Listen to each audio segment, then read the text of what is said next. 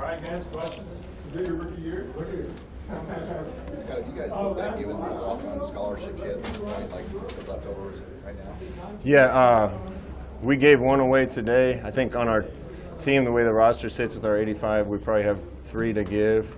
We're still trying to decide on a couple of them, but we put Trent Hickson on scholarship today. Team was fired up for him, so he'll be on scholarship the remainder of his time at Nebraska. Can you just talk about Trent and, you know, his rise as a walk-on to maybe a starting spot and what he's done while he's been here? Yeah, I've kind of said all along that the walk-on program is going to help us, but I thought it would take a little while to get those guys in the program, develop them the same way we developed the scholarship guys, give them reps. Kind of thought Trent might be the first guy, but he's really the first one, I hope, in a long line of walk-ons while I'm here that comes in, goes to work, and becomes a guy that's going to play or start for us. So he deserves it, and I hope this isn't the last one. Have you shifted fully into game prep mode now, or how does that kind of shake down? No, to be honest with you, today was kind of the last day at fall camp practice for us. This year's a little unusual because we don't start school until Monday, but we were able to kind of stay in camp mode all the way through today. We got the Boneyard Bash tomorrow night. We're going to have a little picnic with the team to kind of break camp on Sunday, and then come Monday we're in regular routine. So we've been prepping a little bit for the first opponent, but for the most part we've just been getting work done. Has any decision been made on Maurice's status for the opener? No, we're starting to get more information about that. He's had a great camp. Want to do what's right. I also want to do what's best for the kids. So I think it's getting close to a point in time where we're going to make a decision, but nothing's final yet. You guys look like captains yet, and how you're going to do that? We are going to vote on captains today. As a matter of fact, the guys are going to vote in the room. I don't want to do it too early because I want the guys to experience fall camp and see who the guys that represent them the best and the best leaders are. So the guys are going to vote on it today.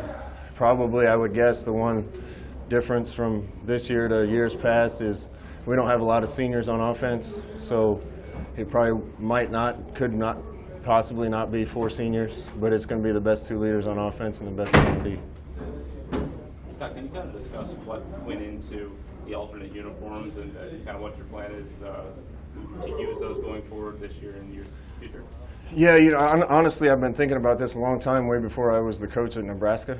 I've seen a lot of alternate uniforms at Nebraska, but I haven't seen one specifically for the black shirts. I guess I can spill the beans. I think by next year, hopefully, we have a home and away version of this. And down the road, I'd like to see it be a tradition that if the defense has a great game and holds an opponent under so many points, that they earn the right to wear black shirts the next week.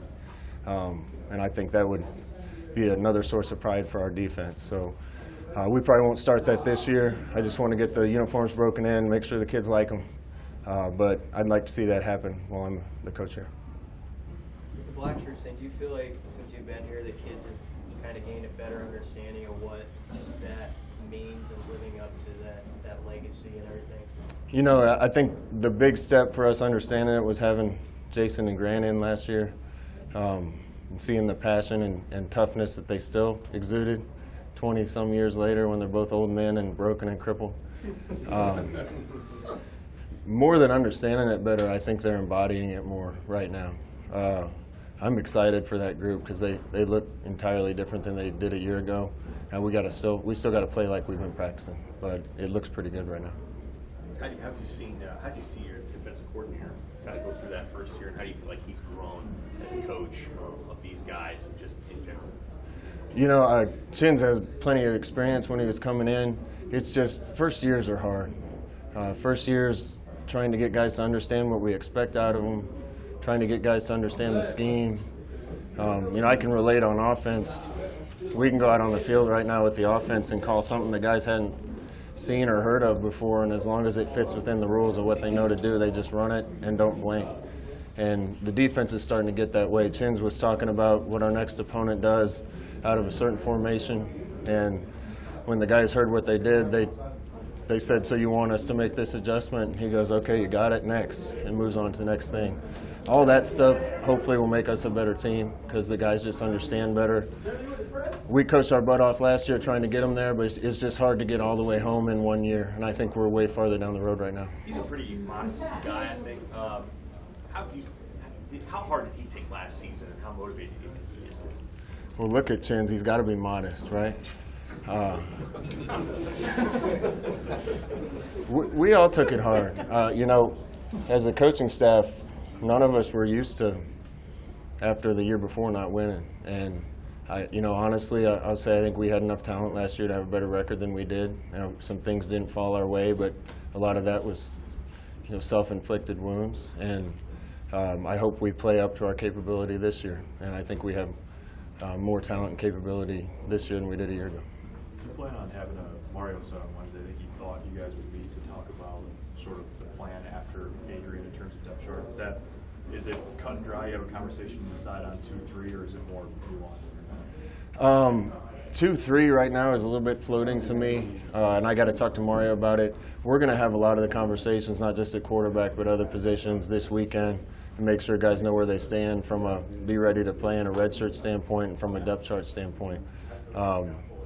But Luke and Noah are both playing at a really high level right now, both doing some really good things. I'd feel good about either one of them going into the ball game. I think Bunchy's improved and Masker's vastly improved, so our depth there is a lot better. We're going to have some of those conversations and try to do what's best for the team and for each kid individually. Scott, how's the center position shaking out going into next week? We started one man down in fall camp at center. I thought the guys that were in did a really good job. I think Will Farniak's got a bright future here. Still young, but he did some really good things. Piper did some really good things being new to our program. AJ Forbes did well. Wagner did well.